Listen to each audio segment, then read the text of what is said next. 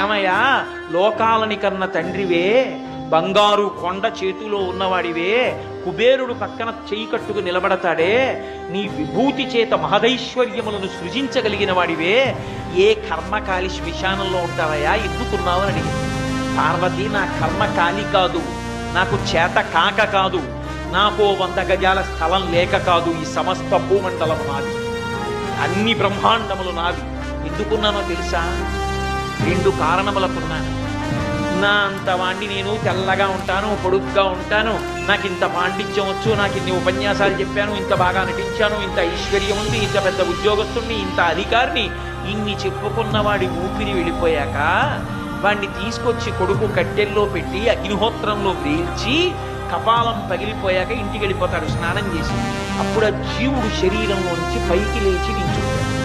ఈ చుట్టూ ఉగ్రమైన భూతగణములను చూస్తాడు.